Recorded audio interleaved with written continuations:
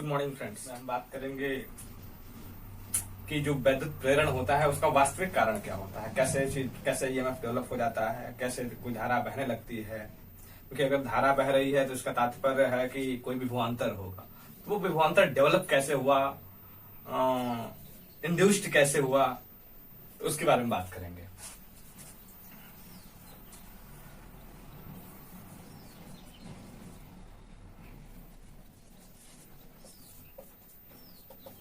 EMI,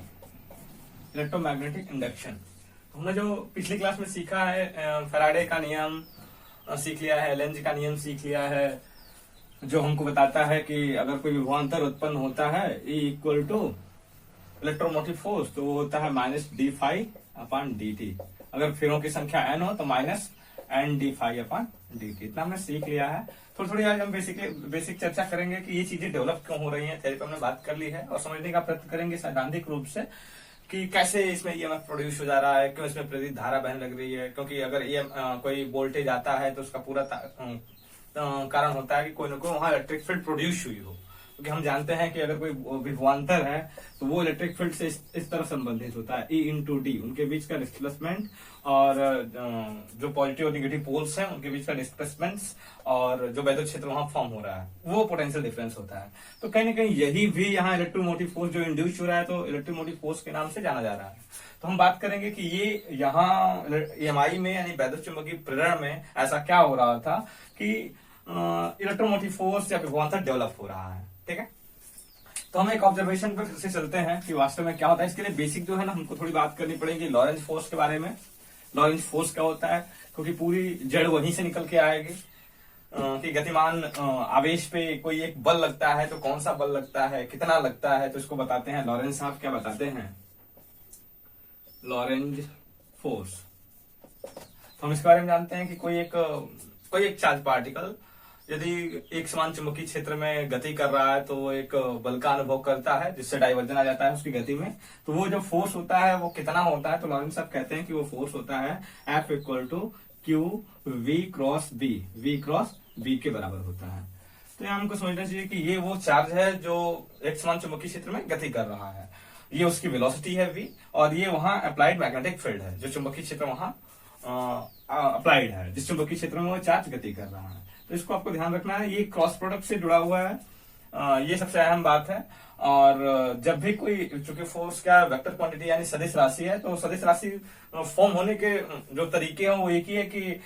दो अगर सदिश राशियां मिल रही हों तो निश्चित है कि वो क्रॉस प्रोडक्ट के साथ जुड़ रही होंगी तो ही वो वेक्टर फॉर्म कर रहा होगा। कहने का तात्पर्य यहाँ वी भी क्या है, सदिश राशि है चुंबकीय क्षेत्र, और वेलोसिटी यानी वेग ये भी सदिश राशि है। और यानी वेलोसिटी और चुंबकीय क्षेत्र दोनों को मिला के फोर्स बनाना है, तो जाहिर सी बात है कि कोई सदिश राशि दो सदिश राशियों के गुणनफल से यदि प्राप्त होती है तो ये तय है कि उनके बीच जो गुणनफल होने वाला है वो क्रॉस होने वाला है, यानी सदिश गुणन होने वाला है। दो तरह के गुणन होते हैं, सदिश और अदिश, तो यहाँ क्या होने वाला है, सदिश गुणन होने वाला है। तो इसमें क्या होता है, तो सबसे पहले हमको थोड़ा सा आपको रिकॉल करें तो इस फोर्स की दिशा मायने रखती है कि ये फोर्स किधर लगता है। तो मैं थोड़ा सा बनाता हूं, मान लेते हैं अंदर की तरफ यानी ब्लैक बोर्ड के अंदर की तरफ एक मैग्नेटिक फील्ड है, अप्लाइड मैग्नेटिक फील्ड है। और यदि मैग्नेटिक फील्ड, मैंने कहा कि एक प्लस क्यू आवेश इसमें v वेलोसिटी से इंटर कर रहा है, तो क्या होगा, फोर्स जो लग रहा है लॉरेंज फोर्स यानी चुंबकीय क्षेत्र में जो फोर्स अनुभव करता है कोई आवेश, तो वो किधर लगेगा, कितना लगेगा। तो कितना लगेगा वो तो आप इस फॉर्मूले से निकाल पाएंगे कि हाँ F बराबर क्या लगेगा, क्यू वी क्रॉस बी लगेगा, अर्थात इसको देखेंगे तो Q V B sine theta. और इस स्थिति में वेलोसिटी और चुंबकीय क्षेत्र अंदर की तरफ, वेलोसिटी इधर, यानी दोनों के बीच का कोण जो थीटा है वो कितना है, 90 है। तो हम लिख सकते हैं कि F equal to Q V B के बराबर फोर्स लगने वाला है। तो जो सबसे बड़ी बात है यहाँ ना कि अगर फोर्स लग रहा है तो फोर्स की तो एक डायरेक्शन होती है, एक दिशा होती है कि किधर लग रहा है। तो ये इस दिशा में v वेलोसिटी से जा रहा है तो इसे फोर्स किधर लगने वाला है, तो वो फाइंड आउट करने के लिए आपको तमाम नियम सिखाए जाएंगे, दाएं हाथ का नियम, बाएं हाथ का नियम। आप एक यूनिवर्सल लॉ सीखिए, हमेशा वेक्टर पे ध्यान दीजिए कि वो किस वेक्टर से फॉर्म हो रहा है, यानी किससे फॉर्म हो रहा है। ये जो फोर्स है मैग्नेटिक फोर्स, जो लॉरेंज फोर्स है, वो v क्रॉस v से फॉर्म हो रहा है। यानी मैं इसको देखूं तो इसकी डिपेंडेंसी जो है फोर्स की वो v क्रॉस v से है। तो किसी भी सदिश की जो सदिश अगर किन्हीं दो सदिशों के गुणा से वो प्राप्त हो रहा होगा, तो इन दोनों की दिशाओं पर ये निर्भर करता है कि इसकी दिशा क्या होती है। तो मैं कहता हूं कि कभी भी ऐसा केस यही नहीं, आपको कोई भी वेक्टर हो, मान लीजिए आपके पास एक सामान्य वेक्टर C इक्वल टू लिखा हो A क्रॉस B, और आपको इसमें वेक्टर C की दिशा प्राप्त करनी हो, A की दिशा आपको दिया गया होगा, B की दिशा दी गई होगी, और दोनों का क्रॉस करने के बाद जो नई राशि बनती है सदिश राशि, उसकी अगर दिशा आपसे पूछी जाए या बतानी पड़े, तो इसके लिए आप एक फंडामेंटल रूल जानिए कि हम ये देखते हैं कि जो क्रॉस में जो सम्मिलित राशियां हैं वो कौन सी हैं। तो A है, B है, तो जो पहले वाली क्वांटिटी है उसकी एक प्रॉपर दिशा होगी, उस प्रॉपर दिशा को मैं एंगेज करता हूं, और बी वाली को तो मैं क्या करता हूं, मैं मान लेता हूं कि अगर C equal to A cross B है और C की दिशा इधर की तरफ है, यानी इधर की तरफ है, और फिर मैं कहता हूं कि जो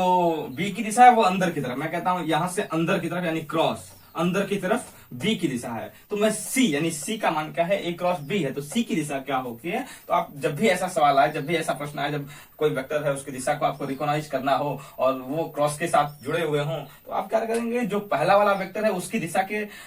दिशा में आप अपना दाहिना हाथ ऐसे करेंगे, दाहिना हाथ, ठीक है, दाहिने हाथ की उंगलियों को पूरी तरह से खोल के अंगुलियों की जो दिशा होगी वो किधर होगी, जो पहला वेक्टर हो उधर हो, और जो दूसरा वेक्टर हो उस तरफ उंगलियां मुड़ जानी चाहिए, यानी कर्ल होनी चाहिए। तो दूसरा वेक्टर जो क्या है वो अंदर की तरफ है, तो मैंने क्या किया, ए की तरफ हाथ किया, और हाथ की उंगलियों की दिशा किधर खुली हुई है, ए की तरफ खुली हुई है, और मैं कह रहा हूं कि जो बी है इस हाथ को ऐसे रखना है कि उंगलियों की दिशा ए की तरफ में प्रॉपर ठीक है, लेकिन अब जो इस प्रकार से इसको रखना है कि जो बी हो ना, बी की जिधर भी दिशा हो उधर मेरे हाथ की उंगलियां क्या होनी चाहिए, कर्ल होनी चाहिए, यानी घूम जानी चाहिए। तो अभी हाथ जो बी की दिशा है वो मैंने माना कि क्रॉस है, तो अंदर की तरफ है, यानी अंदर की तरफ मुड़ जा रहा है, घूम जा रहा है। तो इस समय जो अंगूठे की दिशा होती है ना, ये फोर्स की दिशा होती है, यानी ये फोर्स नहीं, ये तीसरे वेक्टर की दिशा होती है, यानी इस सी की दिशा क्या होगी, लंबवत इसके ऊपर की तरफ, यानी मैंने कहा ए इधर, बी इधर, तो सी किधर, ऊपर की तरफ। तो एक डेफिनेट फॉर्म भी आप याद कर सकते हैं कि हमेशा क्रॉस में जो होता है ना,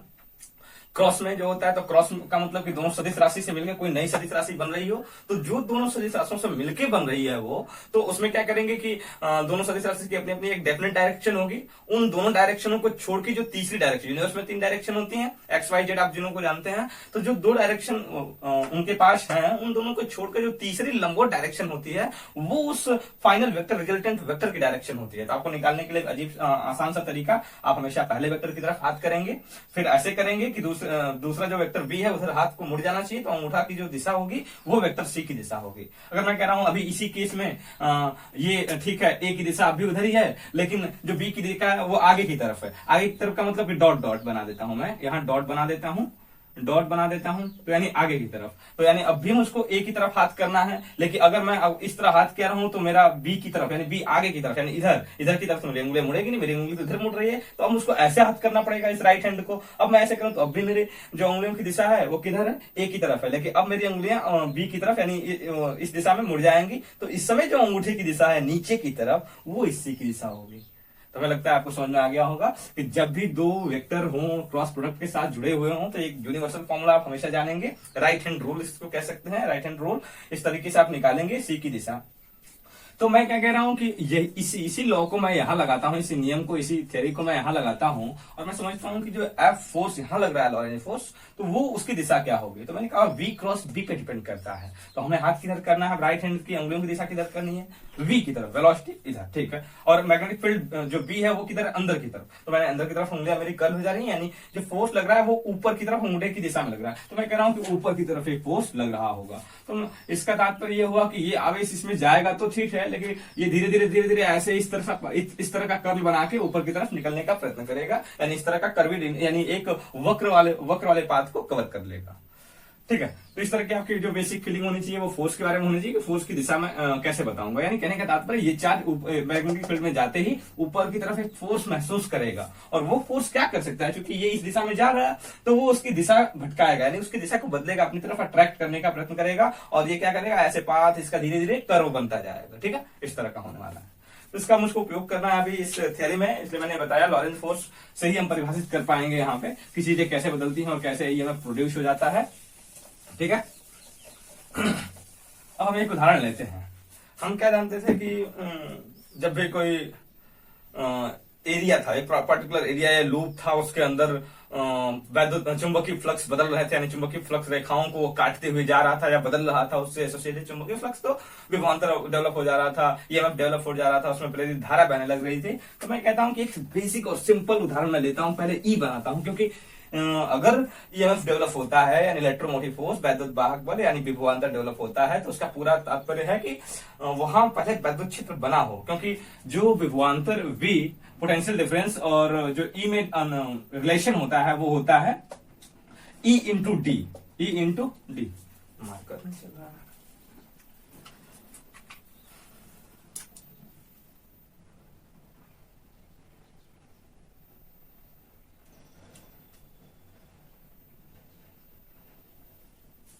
ई इंटू डी, यानी तात्पर्य ये कि जहां कहीं भी वी यानी वोल्टेज आता होगा, या जिसको मैं यहां पे नाम दूंगा इलेक्ट्रोमोटिव फोर्स, वहां पे क्या होता होगा, वहां ई जरूर डेवलप होता होगा, पहले ई डेवलप होता होगा, उसके बाद ही मैं वी को डेवलप कर सकता हूं। तो तात्पर्य है कि मैं अब यहां पहले ई खोजने वाला हूं कि ई कैसे डेवलप हो रहा है, ठीक है।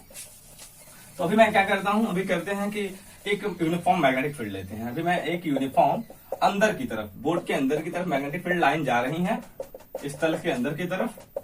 और मैं कहता हूं कि इसमें एक रॉड को, एक मेटेलिक रॉड को, एक मेटेलिक रॉड है,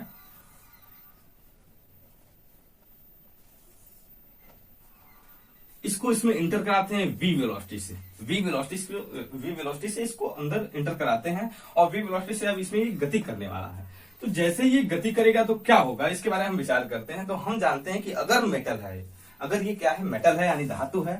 मेटल है, और मेटल है तो इसमें फ्री इलेक्ट्रॉन होंगे, मुक्त इलेक्ट्रॉन होंगे। और मुक्त इलेक्ट्रॉन का तात्पर्य है कि वो ग्राउंड स्टेट में तो नाभिक से बंधे होते हैं, लेकिन नॉर्मल टेम्परेचर पे, जो रूम टेम्परेचर होता है, उस पे अपनी परिबद्ध सीमा के अंदर फ्री रहते हैं, मतलब अपने सरफेस के अंदर ही फ्री रहते हैं, जिगजैग मोशन करते हैं। अगर उस पर कोई फोर्स लगेगा तो डिस्प्लेस हो सकते हैं अपनी बाहरी सीमा के अंदर ही, ठीक है। तो मैं कहता हूं कि इसमें फ्री इलेक्ट्रॉन हर जगह होंगे, हर जगह फ्री इलेक्ट्रॉन होंगे अपने नाभिक के आसपास, ठीक है। यदि उस पर कोई बाहर फोर्स लगे तो वो डिस्प्लेस हो सकते हैं। फुल रिटर्न का मतलब कि उनसे एक क्षीण बल से, एक बहुत कमजोर बल से नाभिक से अटैच हैं, नॉर्मल टेम्परेचर पे शायद वो उस बंधन ऊर्जा को तोड़ के फ्रीली गति करते हैं, इधर उधर जिगजैग मोशन करते हैं। ग्राउंड स्टेट पे यानी परम शून्य ताप पे वो अपने न्यूक्लियस से अटैच रहते हैं, ठीक है। तो मैं कहता हूं कि फुल इलेक्ट्रॉन, ठीक है, जो मूव करने के लिए उत्तरदायी होते हैं, सीधा सीधा जा सकते हैं। कंडक्टर में जो चालन में, कंडक्टर यानी वैद्युत धारा के प्रवाह में जो योगदान देते हैं वो फुल इलेक्ट्रॉन होते हैं। तो मैं कहता हूं कि अगर इस रॉड को इसमें एंटर कराया जाए और वी वेलोसिटी से मोशन करे ये, तो अब जो इसमें का कोई एक इलेक्ट्रॉन है, मैं कहता हूं इस इलेक्ट्रॉन पे आप ध्यान दें कि ये जो इलेक्ट्रॉन है वो भी क्या कर रहा है, वी वेग से ही अंदर की तरफ गति कर रहा है। और जब ये इलेक्ट्रॉन वी वेग से इस चुंबकीय क्षेत्र में गति कर रहा है, तो हमने सीखा है कि कोई चार्ज पार्टिकल है, वो यदि चुंबकीय क्षेत्र में गति कर रहा होगा तो उस पर एक फोर्स लगेगा। तो थोड़ी सी यहाँ एक चीज मैं और याद दिलाना चाहता हूं, क्या कि अभी हमने जो निकाला था फोर्स की डायरेक्शन F बराबर V क्रॉस B, वो किसके लिए परिभाषित था, Q V क्रॉस B, उसकी डायरेक्शन जो हमने बताया, अभी रोल नेम जो भी आपको सिखाया, वो एक धनात्मक आवेश के लिए था। किसके लिए था, धनात्मक आवेश के लिए। तो इस धनात्मक आवेश पे जो फोर्स की दिशा होती है ना, उसके विपरीत क्या होती है, ऋणात्मक आवेश पे होती है। तो मैं आपको सिखाता हूं कि अगर ये E है, एक ऋणात्मक आवेश है, ये इधर गति कर रहा है, तो मैं कहता हूं कि अगर ये इलेक्ट्रॉन है, ऋण आवेश है, क्या है, ऋणावेश है, ये गति कर रहा है, तो इस पे कौन सा फोर्स लगेगा। तो अभी आपने सीखा कि धनात्मक आवेश पे जो फोर्स लगता है वो किधर लगता है, आप वो जान लीजिए, उसके विपरीत दिशा में इस पे लगा लीजिए। तो मैं कहता हूं कि चलो मैं थोड़ी देर के लिए मान लेता हूं कि ऋणात्मक है, धनात्मक आवेश ही एक गति कर रहा है इस बी चुंबकीय क्षेत्र में। तो मैं फोर्स निकालता हूं कि फोर्स इस पे किस दिशा में लगेगा। फोर्स जो लगेगा, तो मैंने कहा कि आप जो फोर्स होता है वो V क्रॉस B, यानी मुझे वेलोसिटी की तरफ में अपने राइट हैंड को करना है कि उंगलियां जो हो वो वेलोसिटी की दिशा को दिखाएं, और दूसरा कि जो उंगलियां हैं वो मुड़ जाएं किधर की तरफ, V की तरफ। तो V अंदर की तरफ मुड़ गई, यानी अंगूठे की दिशा क्या है, ऊपर की तरफ क्या दिखाएगा, फोर्स की दिशा। देखिए कौन से फोर्स, ये पॉजिटिव आवेश पे यानी धनात्मक आवेश पे लगने वाले फोर्स की दिशा दिखाता है ऊपर की तरफ। चूंकि यहाँ क्या है, हमारे पास इलेक्ट्रॉन है और इलेक्ट्रॉन पे ऋणावेश होता है, तो जो इलेक्ट्रॉन पे फोर्स लगेगा वो नीचे की तरफ लगेगा। और कहने का तात्पर्य, यदि नीचे की तरफ फोर्स लगता है इलेक्ट्रॉनों पे, तो ये जो फ्री इलेक्ट्रॉन होंगे, यहाँ वाले को तो कोई दिक्कत नहीं, ये कहाँ नीचे जाएगा, ये तार से बाहर थोड़ी आ जाएगा या रॉड से बाहर, तो ठीक है, यहाँ इधर वाले कोई दिक्कत नहीं, लेकिन इधर वाले जो इलेक्ट्रॉन है इन सब पे नीचे की तरफ एक फोर्स लग रहा है, और इस फोर्स का परिणाम ही क्या होगा कि इसमें गति करते वक्त एक स्थिति आएगी कि ये क्या होगा, ये सारे इलेक्ट्रॉन जो इधर के हैं वो सारे इधर इकट्ठा हो जाएंगे, सारे के सारे इधर इकट्ठा हो जाएंगे, और जब सारे के सारे इधर इकट्ठा हो जाएंगे तो इसका तात्पर्य है कि जिसको छोड़ के ये आए होंगे उन पे क्या आ जाएगा, धनावेश आ जाएगा। कहने का तात्पर्य इधर धनावेशों की संख्या खूब ज्यादा हो जाएगी और इधर ऋणावेशों यानी इलेक्ट्रॉनों की संख्या खूब ज्यादा हो जाएगी, और ये फिलहाल यहाँ आके रुक जाएंगे, और रुक जाने का तात्पर्य कि इनको उधर पाथ तो मिल नहीं रहा, अगर पाथ मिलता तो वो आगे बढ़ते, क्योंकि यहाँ इनकी बाउंड्री लाइन जो होती है वो खत्म हो जाती है इस मेटल की, अब ऐसा नहीं कि वो उससे निकल के बाहर जाने लगेंगे, ठीक है। तो ये बाउंड्री सीमा पे अपने आके इकट्ठा हो जाते हैं, और इस स्थिति में मैं कहता हूं कि जो यहां अब क्या बना, ये प्लस और ये ऋण आवेश, अब तो ये एक तरफ क्या हो गया, इसी एक ही रॉड का एक सिरा धनात्मक आवेशित हो गया, एक ऋणात्मक आवेशित हो गया, यानी यहाँ प्लस में बना लो, यहाँ ऋण बना लो। तो मैं कहता हूं कि जब ऐसी सिचुएशन आती है प्लस और माइनस की, तो मैं कहता हूं कि हाँ इलेक्ट्रिक फील्ड फॉर्म हो गई, इलेक्ट्रिक फील्ड फॉर्म हो गई, और मैं क्या इस इलेक्ट्रिक फील्ड को लिख सकता हूं, इस इलेक्ट्रिक फील्ड को मैं लिख सकता हूं, और जब ये इलेक्ट्रिक फील्ड फॉर्म हो गई, एक इलेक्ट्रिक फील्ड फॉर्म कर रही है, तो इस इलेक्ट्रिक फील्ड के कारण एक पोटेंशियल डिफरेंस भी आएगा। तो पहले मैं फोर्स पे चर्चा कर लेता हूं कि यहां जहां मान लेते हैं कि इसके इस आवेशों के कारण क्या ई इलेक्ट्रिक फील्ड प्रोड्यूस हो गई, ई इलेक्ट्रिक फील्ड बन गई, ठीक है। अगर ई इलेक्ट्रिक फील्ड बन गई तो वो अब जो फोर्स लगा रही होगी इन चार्जों पे, तो हम जानते हैं कि वो फोर्स क्या होता है, Q बराबर QE होता है, क्या होता है QE, ठीक है। और अंदर की तरफ क्या प्लस से माइनस की तरफ इसी दिशा में होता है इलेक्ट्रिक फील्ड की डायरेक्शन, और जो फोर्स लग रहा है V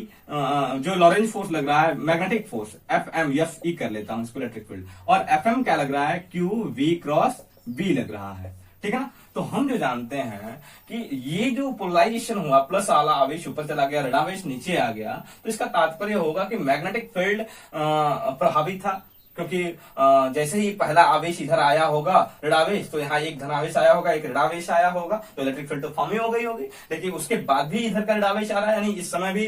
जो मैग्नेटिक फील्ड है वो तगड़ा था, उसका फोर्स ज्यादा लग रहा था इलेक्ट्रिक फील्ड से, और वो इधर इलेक्ट्रॉनों का पोलराइजेशन अभी भी हो रहा था, इधर भी इलेक्ट्रॉन तब भी आ रहे थे। तो यानी तात्पर्य क्या कि अब आके दोनों रुक गए हैं, साम्यावस्था में है, जितना प्लस आवेश इधर आना था उतना आ गया, जितना ऋणावेश इधर इकट्ठा होना हो गया। तो यानी इस कंडीशन में दोनों फोर्स बराबर होंगे, यानी मैं लिख सकता हूं कि QE equal to QV cross B, V cross B, और यहाँ V क्रॉस B को मैं हटा के क्या VV लिख सकता हूं, क्यों लिख सकता हूं मैं बताता हूं, QVB, क्योंकि मुझको दिख रहा है कि यहाँ वेलोसिटी और जो V और जो चुंबकीय क्षेत्र B है उनके बीच का कोण क्या है, थीटा है, थीटा जो 90 के बराबर दिख रहा है, और यहाँ साइन थीटा जुड़ता है V क्रॉस B के साथ, QVB साइन थीटा, और साइन 90 का मान तो एक होता है, यानी मैं उसको हटा दूं तो ये दिखेगा मुझको, और जब ये दिखेगा तो Q से Q कटा, और E का मान क्या आया, V इंटू V आया। ये सबसे एक अहम रिलेशन जो मुझको यहां से मिला, और इसके लिए मुझको ये समझना पड़ेगा कि ये साम्यावस्था की स्थिति है। आपको फिर से मैं याद दिलाता हूं कि जैसे ही हम अभी रॉड था, रॉड मैग्नेटिक फील्ड में नहीं गति कर रहा था, तो इसमें कोई इलेक्ट्रिक फील्ड नहीं, कोई पोलराइजेशन चार्जों का नहीं, कोई हर चार्ज अपने फील्ड इलेक्ट्रॉन अपने आसपास जिगजैग मोशन कर रहा है, नाभिक के आसपास जिगजैग मोशन कर रहा है। लेकिन जैसे ही ये इलेक्ट्रिक फील्ड में मैग्नेटिक फील्ड में गति करने लगा, तो उन फ्री इलेक्ट्रॉनों पे एक फोर्स लगा, वो फोर्स क्या हो, उस फोर्स से इलेक्ट्रॉन एक तरफ बढ़ने लगे। तो जैसे ही इधर का एक इलेक्ट्रॉन इधर आया होगा, जिसको भी छोड़ के आया होगा, वहां प्लस आवेश आया होगा, यहाँ ऋणावेश आया होगा, तो प्लस और ऋण जैसे ही फॉर्म होते हैं तो इलेक्ट्रिक फील्ड फॉर्म हो जाती है। और इलेक्ट्रिक फील्ड अगर यहाँ एक प्लस आवेश आया, यहाँ एक ऋणावेश आ गया, तो इस दिशा में एक इलेक्ट्रिक फील्ड, फिर भी ये इलेक्ट्रॉन इधर आ रहा है, क्योंकि इलेक्ट्रिक फील्ड भी इधर इस दिशा में, और इलेक्ट्रॉन अभी भी इधर आ रहा है, यानी कहने का तात्पर्य कि इलेक्ट्रिक फील्ड तो उल्टा फोर्स लगाती है, इलेक्ट्रॉनों की गति का विरोध करती है, यानी जिधर इलेक्ट्रिक फील्ड लगी है उसकी विपरीत दिशा में इलेक्ट्रॉन गति करनी चाहिए, लेकिन ऐसा होता नहीं, अब भी इलेक्ट्रॉन इधर आ रहा है। यानी कहने का मतलब कि इस पे लगने वाला जो ये वाला लॉरेंज फोर्स है वो अधिक है, इस अभी इलेक्ट्रिक फील्ड से अधिक है, तो इलेक्ट्रॉन अभी भी आते रहते हैं। और कब तक आते रहते हैं, जब इधर लगने वाला ई भी बढ़ता है, क्योंकि दूसरा इलेक्ट्रॉन आएगा तो इस पर 2 प्लस आवेश 2 माइनस आवेश, तो इलेक्ट्रिक फील्ड है उसका मान बढ़ने लगा। और तो यानी तात्पर्य फिर तीसरा आवेश आएगा तो इलेक्ट्रिक फील्ड और बढ़ जाएगा, चौथा आवेश आएगा और बढ़ जाएगा। यानी एक स्थिति ऐसी आने वाली है जब इलेक्ट्रॉन इधर नहीं आएंगे। कब? जब जो इलेक्ट्रिक फील्ड का फोर्स है और जो मैग्नेटिक फील्ड का फोर्स है वो दोनों बराबर हो जाए, दोनों बराबर हो जाएंगे, तो वो जो साम्यावस्था की स्थिति रहेगी वो स्थिति हो जाएगी। और उस समय जो इलेक्ट्रिक फील्ड फॉर्म हुआ रहेगा उसका मान क्या होगा, E इक्वल टू VB। ठीक है, तो इतना हमको सीखना कि ये जो अगर अब इसके बाद कोई इलेक्ट्रॉन इधर नहीं आने वाला, ये साम्यावस्था की स्थिति है। जितना फोर्स उधर इधर की तरफ इलेक्ट्रॉनों पे लगा रहा है इलेक्ट्रिक फील्ड, उतना मैग्नेटिक फील्ड, यानी कहने का तात्पर्य इधर के इलेक्ट्रॉनों पे इधर आने के लिए जितना फोर्स लगा रहा है मैग्नेटिक फील्ड, चुंबकीय क्षेत्र, उतना ही वैद्युत क्षेत्र इधर की तरफ लगा दे रहा है। यानी अब जितने इलेक्ट्रॉन है उससे अधिक आने वाले नहीं है, साम्यावस्था की स्थिति है। तो थोड़ा सा और विचार करते हैं कि अब जो है EB इक्वल टू VB, और मैं क्या जानता हूं कि अगर प्लस आवेश और ऋणावेश पोल के बीच की दूरी L हो तो जो वोल्टेज होता है V, क्या होता है, वोल्टेज V इक्वल टू क्या होता है, वोल्टेज V इक्वल टू होता है V equal to E into L, जो यानी बीच की जो डिस्टेंस है, जो बीच की डिस्टेंस है वो दोनों के गुणनफल के बराबर होता है। यानी जो V होता है पोटेंशियल डिफरेंस, वो क्या होता है E इंटू डी। यहां मैं L लंबाई मान लेता हूं तो L लिख लेता हूं। यानी यहां से भी फिर मैं E निकालूंगा तो मुझको क्या मिलने वाला है, E इक्वल टू, ये E इलेक्ट्रिक फील्ड है, ये पोटेंशियल डिफरेंस, तो E इक्वल टू क्या मिलने वाला है, V अपान में L। ठीक है, और ये एक इक्वेशन से E का मान ये मिला, दूसरे इक्वेशन से ये मिला, तो मुझे क्या मिला कि V B इक्वल टू ये वोल्टेज वाला, ये बड़ा सा मैं बनाता हूं, ये वोल्टेज वाला V। हाँ, तो हम क्या कह रहे थे कि ये जो V होता है वो V इक्वल टू EL होता है। E क्या, L क्या होता है, सेपरेशन होता है। यानी दो इलेक्ट्रिक फील्ड हो और जो आवेशों के बीच का सेपरेशन हो वो L हो, यानी DL जो भी अब बीच की डिस्टेंस हो उससे गुणा कर देते हैं तो उसको मिल जाता है पोटेंशियल डिफरेंस मिल जाता है। हम कह रहे हैं कि यहाँ एक बात ध्यान रखना है कि हमारा जो कैपिटल V है वो क्या है, पोटेंशियल डिफरेंस है, जो हमने इलेक्ट्रोस्टैटिक्स यानी वैद्युत क्षेत्र वाले में पढ़ा था, विभवांतर पढ़ा था। ठीक है ना, और ये स्मॉल v मैं जो बनाया हूं वो क्या है, यहाँ वेलोसिटी है। तो मैं कह रहा हूं कि यहां से जो E का मान है वो मैंने निकाला तो क्या मिला, मुझे मिला V अपान में L, यानी potential difference V equal to L। ठीक है, और यहां से मैं क्या जानता हूं कि E इक्वल टू VB, तो मैं दोनों को बराबर लेता हूं, तो दोनों को बराबर लेता हूं तो क्या आएगा, E equal to VB equal to V by L। तो यहां से मुझको मिल जाएगा V यानी capital V equal to L का इधर गुणा कर देंगे, V B L, यानी ये मुझको मिला पोटेंशियल डिफरेंस। इसी पोटेंशियल डिफरेंस को मैं क्या कहने वाला हूं, इंड्यूस्ड EMF। क्या कहने वाला हूं, इंड्यूस्ड EMF कहने वाला हूं। इस कंडीशन में इंड्यूस्ड EMF, जिसको मैं इस तरह से दिखाऊंगा कैपिटल E से। ठीक है ना, इंड्यूस्ड EMF यानी जो फैराडे लॉ में EMF डिफाइंड हुआ है E equal to D phi upon D T, उसका जो मान है वो लॉरेंट फोर्स मुझको क्या देता है, VBL देता है। हमको ये समझ में आया कि जो फैराडे के नियम में जो चीजें बताई गई हैं, प्रेरित धारा, प्रेरित विद्युत वाहक बल, धारा बह रही है, क्यों बह रही है, तो वो पोटेंशियल डिफरेंस को हमने समझने की कोशिश की लॉरेंट फोर्स की सहायता से, और हमने देखा कि हाँ एक EMF यानी एक विभवांतर डेवलप हो रहा है जिसका मान क्या है, VBL है। थोड़ा सा और देखते हैं कि जो फैराडे लॉ में दिया गया है कि हाँ जो जो EMF प्रोड्यूस होता है E equal to D phi minus D phi upon D T, अगर इसको मैं क्या ले लूं, E का मॉड ले लूं तो ये V के बराबर है, पोटेंशियल डिफरेंस के बराबर, और ये अब क्या हो जाएगा, D phi upon D T के बराबर हो जाएगा। मुझको मैं चेक करता हूं कि क्या ये भी रिलेशन यही रिजल्ट देता है, तो बिल्कुल चेक करते हैं। और फिर से मैं एक छोटा सा फिगर बनाता हूं और मैं यहाँ रफ करता हूं इस चीज को। क्या हमारा फिगर था कि एक यूनिफॉर्म मैग्नेटिक फील्ड में एक रॉड गति कर रहा था। एक रॉड, मैंने एग्जांपल के लिए है रॉड, आप लूप लेके कर सकते हैं। एक रॉड गति कर रहा था तो यहाँ प्लस आवेश आ गए थे, यहाँ पे क्या माइनस आवेश आ गए थे। अगर मैं कह रहा हूं कि ये टी टाइम में x दूरी चल रहा हो तो इस समय जो एरिया कवर किया इसने, तो वो क्या किया, एरिया वो किया L इसकी लंबाई मान ले, और x दूरी टी टाइम में कवर किया, तो एरिया क्या उस समय कवर किया इसने, L इंटू एक्स कवर किया। अब मैं जानता हूं कि फाई यानी फाई इक्वल टू क्या होता है, फाई बी, इसको मैं लिखूं तो चुंबकीय फ्लक्स हो जाएगा, और ये फाई भी मैं जानता हूं कि ये होता है B into A, B dot A, या फिर कह सकता हूं बी ए कॉस थीटा। और जनरली अगर इन दोनों के थीटा का मान 0 है, यानी दोनों कोलिंग एक ही दिशा में है, यानी क्षेत्रफल वेक्टर की भी दिशा वही है जो मैग्नेटिक फील्ड की दिशा है, तो मैं कॉस थीटा यानी कॉस 0 का मान 1 होता है और इसमें समाहित हो जाएगा, एक बी ए हो जाएगा। ठीक है, तो फाई बी क्या हो जाएगा, बी ए हो जाएगा। बी ए हो जाएगा। और मैं यहाँ एरिया का मान जो मिला मुझको एल इंटू एक्स मिला, उसको मैं यहाँ रखता हूं, तो मुझको मिला कि V इक्वल टू क्या मिला, EMF को मॉड ले लिया, तो वो पोटेंशियल डिफरेंस के बराबर मैं कह सकता हूं, क्योंकि इसमें एक दिशा है जो ये बताती है कि जिससे उत्पन्न हुई उसी का वो विरोध, बस इतना ही, वो नेगेटिव साइन जितना दिखाता है कि जिस चीज से वो प्रोड्यूस हो रही है ना, उसी का वो विरोध कर रही है, ठीक है ना। तो मैं पोटेंशियल डिफरेंस V को लिखा, तो क्या लिखा, D फाई, यानी फाई क्या, फाई बी का मान मैंने रखा BA और BA अपान में DT, और मैंने क्या किया, इसको और बढ़ाया, तो BA का मान क्या हो गया, D फाई BA का मान हुआ L इंटू एक्स अपान में DT, और मुझे क्या मिला, V का मान डी बी एल क्या है, कांस्टेंट है, क्योंकि जो गिवन मैग्नेटिक फील्ड है उसको मैंने कांस्टेंट रखा है। ये जो मेटल है, ये जो रॉड है उसकी लंबाई भी कांस्टेंट, और जब कांस्टेंट तो दोनों पे कोई प्रभाव नहीं पड़ने वाला, यानी बी और एल पे डी का कोई प्रभाव, डिफरेंशिएशन यानी ऑक्यूमेंट पे कोई प्रभाव नहीं पड़ने वाला। और ये क्या मिलने वाला है, बी और एल बाहर निकल जाएगा उससे बी एल, और क्या मिलेगा मुझको, dx अपान dt मिलेगा। अब आप ध्यान दें कि dx अपान dt क्या, ये जो डिस्प्लेसमेंट है वो बदल रहा होगा, डी जो x बदलने की दर है समय के साथ, कह सकते हैं सीधे सीधे dx अपान dt, दूरी अपान समय, और दूरी अपान समय तो होता है वेग, वेलोसिटी। तो मैं कहता हूं कि ये क्या हो गया, मैं लिखूंगा तो ये हो जाएगा bl, और ये तो वेलोसिटी v। तो मुझे मिला कि हाँ, जो फैराडे लॉ ईएमएफ डिफाइन करते हैं और जो मैंने लॉरेंज लॉ से अभी उसको समझने की कोशिश की, उन दोनों का मान एक ही मिल रहा है। यानी यहाँ भी पोटेंशियल डिफरेंस का मान मैंने क्या ला दिया, बी एल, यानी वी ला लिया, और यहां से भी हमने BVL ला दिया, यानी मुझको दिख रहा है कि ये दोनों एक ही है, VVL है, ठीक है ना। तो मुझे क्या लगा, यानी हमने ये समझने की कोशिश की थी आज कि जो ईएमएफ प्रोड्यूस होता है वो कैसे होता है, क्यों होता है। तो हमने बेसिक थ्योरी, जो लॉरेंज फोर्स होता है, जो चुंबकीय क्षेत्र में जो कोई आवेशित कण फोर्स को महसूस करता है, उस फोर्स की थ्योरी से हमने समझने की कोशिश की कि हाँ पोटेंशियल डिफरेंस क्यों डेवलप हो रहा है, और वो डेवलप हो गया। और यहां से मैं इसको पोटेंशियल, इस मैग्नेटिक फील्ड के बाहर से मैं एक वायर्स को इसे कनेक्टेड कर दूं, तो ये जो इलेक्ट्रॉन होंगे इधर की तरफ बढ़ेंगे, इधर की तरफ बढ़ेंगे, और इलेक्ट्रॉन इधर की तरफ बढ़ेंगे, तो मैं कहता हूं कि धारा इधर की तरफ बहेगी, आई धारा बहेगी। यहाँ कोई रजिस्टर लगा दिया, इस रजिस्टर में यानी प्रतिरोध में आई धारा बहने वाली है, तो इस धारा को मैं नाम दे देता हूं प्रेरित धारा। ये जो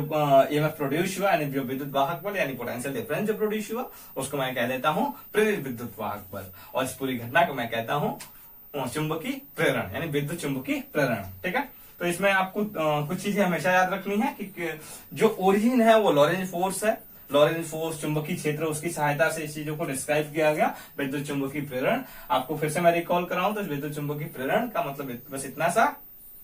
कि अगर किसी लूप से फ्लक्स बदल रहा होगा, चुंबकीय फ्लक्स बदल रहा होगा, तो वो उस फ्लक्स परिवर्तन का विरोध करता है। वो जो भी लूप है, जो भी क्वाइल है, जो भी एक एरिया, पर्टिकुलर एरिया है जिससे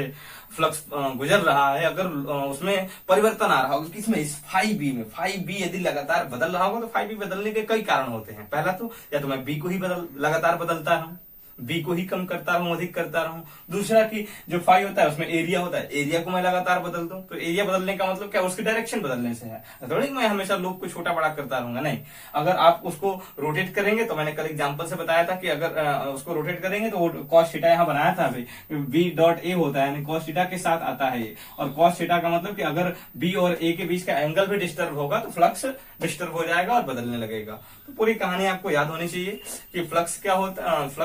है, फ्लक्स परिवर्तन से क्या होता है, फ्लक्स परिवर्तन से ही ये पूरी कहानी शुरू हो जाती है। इसको मैं लॉरेंज फोर्स की सहायता से समझाने की कोशिश किया, और हम समझे कि जो पोटेंशियल डिफरेंस होता है वो कैसे क्रिएट होता है, और जो धारा बहती है वो कैसे शुरू हो जाती है। ठीक है, धन्यवाद।